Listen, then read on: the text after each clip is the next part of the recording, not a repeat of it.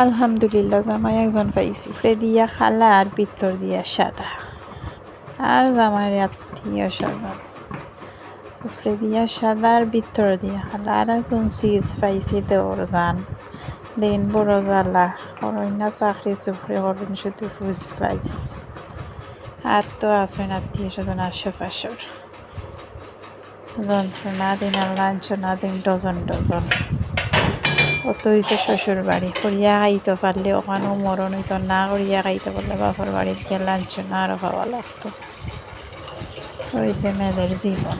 আর পড়ালেখা যদি দূরা থাকে তো আবার সুন্দর করিয়া নিজের জীবনটারে গুছাইয়া নেওয়া যায়। সো সবাই পড়ালেখা বাইন মনোযোগ দিয়ার না, বিয়া হওয়ার বাদে বড় কষ্ট আছে কপালও। পড়ালেখা থাকলে জামাইয়ের বাড়িতেও সম্মান থাকে, সমাজও সম্মান থাকে, বাপর বাড়িতেও সম্মান থাকে। জীবনে কিচ্ছু করা যায়, বাচ্চা কাচ্চারে সুন্দর করে পড়ালেখা করিয়া মানুষ করানি যায়, বা চাকরি বাকরি করিয়া অর্থনৈতিকভাবেও সংসারের হেল্প করা যায়, জামাই সংসারে উন্নতি করা যায়, বাচ্চা কাচ্চা চাহিদা সম্পূর্ণরূপে পূরণ করা যায়।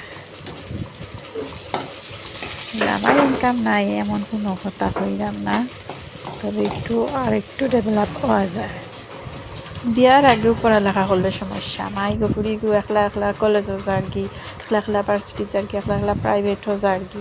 আবার বিয়ার বাদেও পড়ালেখা করলে সমস্যা, মাইগো সংসার ফেলাইয়া জামাই ফেলাইয়া সংসারের কাজ কর্ম, বা বাচ্চা একটা হইলে বাচ্চা ফেলাইয়া পড়ার যারগি, কলেজও যারগি, ভার্সিটির যারগি, সমস্যা। আচ্ছা সংসারও সব কাজ করিয়া বা যাবতীয় কাজকর্ম করিয়া আটাইয়া বাচ্চা কাচ্চা জামাইয়ের কাছে তৈয়া 2 ঘন্টা 3 ঘন্টার লাগি পড়ার যাইত, তো ওই সমস্যাটা কোনো নয়। লাগে পড়ালেখা বন্ধ করে দিত নি, ভবিষ্যৎ অন্ধকার করে দিত নি সংসারের লাগিয়া, সমাজের মানুষের মাতর লাগিয়া।